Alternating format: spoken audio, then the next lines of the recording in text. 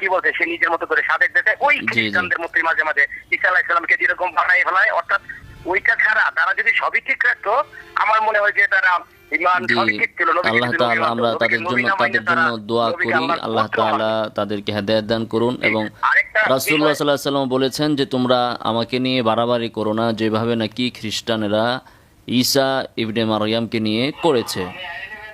জি জি। জি।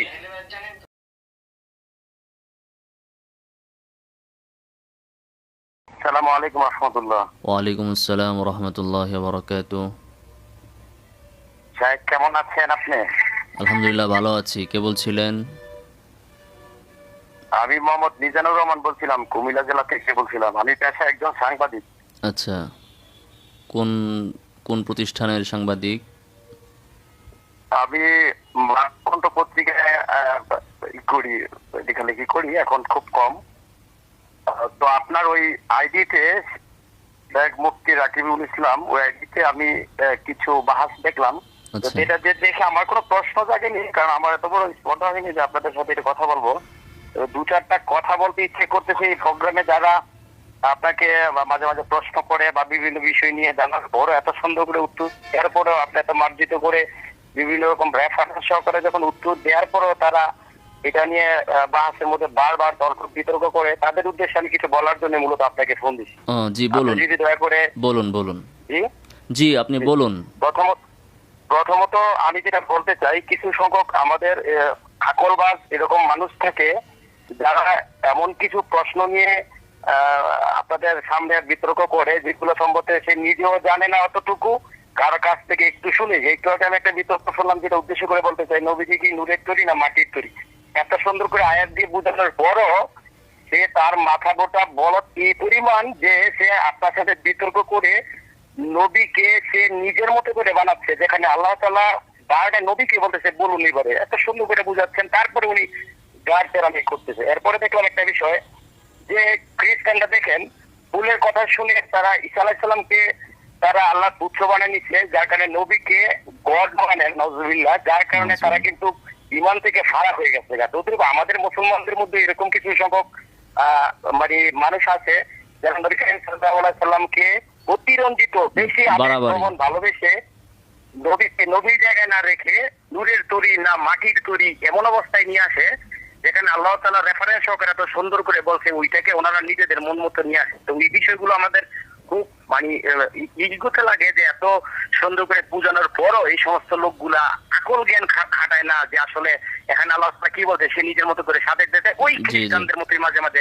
ঈসা আলাইহিস সালামকে যেরকম বানাই ফেলায়, অর্থাৎ ওইটা ছাড়া তারা যদি সবই ঠিক রাখতো আমার মনে হয় যে তারা আল্লাহ তাআলা আমরা তাদের জন্য দোয়া করি, আল্লাহ তাআলা তাদেরকে হেদায়েত দান করুন। এবং রাসূলুল্লাহ সাল্লাল্লাহু আলাইহি ওয়াসাল্লাম বলেছেন যে তোমরা আমাকে নিয়ে বাড়াবাড়ি করো না, যেভাবে নাকি খ্রিস্টানেরা ঈসা ইবনে মারইয়ামকে নিয়ে করেছে।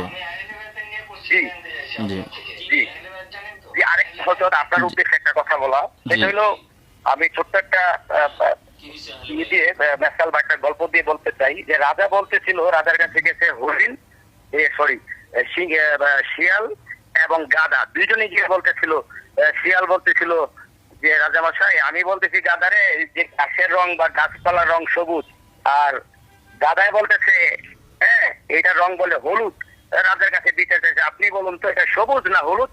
রাজা বলতেছে এটা তো সবুজ, তো তোমারই জেল হওয়া দরকার 2 বছরের। অর্থাৎ শিয়ালকে 2 বছরের জেল দিচ্ছে। তখন শিয়াল জিজ্ঞেস করছে যে রাজামশাই আমাকে 2 বছরের জেল দেওয়ার কারণ কি? আমি তো সত্য কথাই বলছি, এটা তো সবুজই। রাজা বললো আসলে তোমাকে জেল দিচ্ছি এটার জন্যই যে আসলে তুমি গাধার সাথে তর্ক করতে গেলা কেন? তুমি কি পারবা ওরে বুঝাইতে যে গাছের রং সবুজ? গাধার তো সারাদিনই বলবে গাছের রং হলুদ। তো কাজে আমার কাছে মনে হচ্ছে কিছু কিছু গাধারা মাঝে মাঝে আপনার কাছে ফোন দেয়, এত সুন্দর করে রেফারেন্স দেওয়ার পরে যখন তারা বুঝে না, আমার মনে হয় শাস্তিটা তাদের না হইয়া আপনার হওয়া উচিত। এই সমস্ত গাধাদের সাথে কেন কথা বলতে চান? আচ্ছা, বিষয়টা হচ্ছে বিষয় হলো কি যে কে গাধা আর গাধা না সেটা তো আলোচনা করার পরে না বোঝা যায়। প্রথমে যখন তারা কল দেয় বারবার 10 বার 15 বার 20 বার, তখন তো তারা চ্যালেঞ্জ ছুড়ে দেয় যে আপনি এটা বলেছেন, পারলে আমার কলটা ধরেন, আমি আপনাকে এই বিষয়ে চ্যালেঞ্জ করলাম, তখন কথা বলার পরে না বোঝা যায় যে তার কি অবস্থান। আর দ্বিতীয় বিষয় হচ্ছে যে এই বিষয় যে বিষয়গুলো তারা উত্থাপন করে এগুলো মানে কমন বিষয়, এগুলো তাদের সবাই এই কথাগুলো বলে, উপর থেকে নিয়ে নিচ পর্যন্ত তাদের সবাই এই বিষয়গুলো একই বিষয়, একই সংশয় বা একই খোরা যুক্তি তারা উপস্থাপন করে। তো হয়তোবা আমার কাছে যিনি কল দেয় সে হয়তো এটা একগুয়ামি করে অথবা বিষয়টা সে মানতে চায় না, কিন্তু এই বিষয়বস্তুটা যখন যে ব্যক্তি সত্যের সন্ধান চায় সে যখন শুনবে, তখন ওই ব্যক্তি হেদায়েত না পেলেও তার এই বিষয়গুলো শুনে কিন্তু অনেক মানুষই সত্যটা বুঝতে পারবে। এই জন্য মূলত তাদের সাথে কথা বলতে সম্মত হওয়া। খুব সুন্দর কথা। জি হযরত, আমি আরেকটু কথা বলতে চাই। আমাদের আসলে উচিত হলো কি, জুব্বার চাইতে জিব্বার কদর করা ভালো, জিব্বাকে হেফাজত করা উচিত। এই যেমন আমি কথা বলতে চাই, আমার কিন্তু ভয় হচ্ছে আপনার সাথে কোন কথায় জানি আপনি কষ্ট পান, সেই জন্য চিন্তা করে কথা বলা লাগে, বুঝছেন, যে একটা কথা দ্বারা যাতে আপনি আঘাত না পান। আল্লাহ তাআলা কোরআনে বারবারই বলতেছে গাদার মতো যাতে ব্যবহার না করে। আমি কয়েকজনের আচরণ দেখলাম, রেকর্ডিং দেখলাম, রাকিব হুজুরকে চাচ্ছে এরকম ওরকম, কিরা কাটতেছে। তো কাজেই আমার কাছে মনে হচ্ছে যে আসলে তারা গুটি কয়েকটা আয়াত যেটা তাদের চারপাশের কিছু মানুষের কাছ থেকে শুনে নিয়েছে, সাংঘর্ষিক কিছু কথা নিয়ে মানে আমাদের মুফতি বা আমাদের ওলামা হযরত যারা তাদের সাথে লাগতে চায়, আসলে ওইরকম জ্ঞান নিয়ে আসে না যে আসলে পুরো কোরআনটা দেখলি যে আমি যে তার সাথে বাস করতেছি বাসের কতটুকু যোগ্যতা আমার আছে। কাজে আমার কাছে মনে হচ্ছে যে এই যে ধরে আমিন না আজকে আমিন, নবীজিকে মাটির তৈরি না নূরের তৈরি, নবীজির বাবা মাকে জান্নাত যাবে না জাহান্নামে যাবে, এই সমস্ত আলোচনা আমার মনে হয় পরকালের জিন্দেগিতে কর্তৃপক্ষ বলবো যে তুমি ভুল অ্যাকাউন্টে ডিপোজিট করছো, তোমার অ্যাকাউন্টে যে ভুল, তুমি তো এই আলোচনা তোমার জিন্দেগিতে কোনো কাজের না, অর্থাৎ ইমান আমল না বানায় যদি আমি এই আলোচনা করি আসলে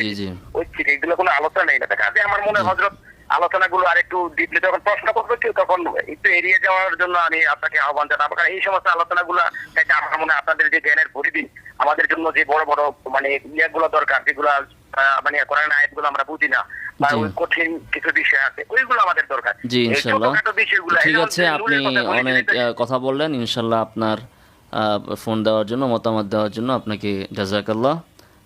ঠিক আছে, তাহলে মনে হয় যে আমরা শেষ করতে পারি কথা। আসসালামু আলাইকুম ওয়া রাহমাতুল্লাহি ওয়া বারাকাতুহু। জি আসসালামু আলাইকুম ওয়া রাহমাতুল্লাহ।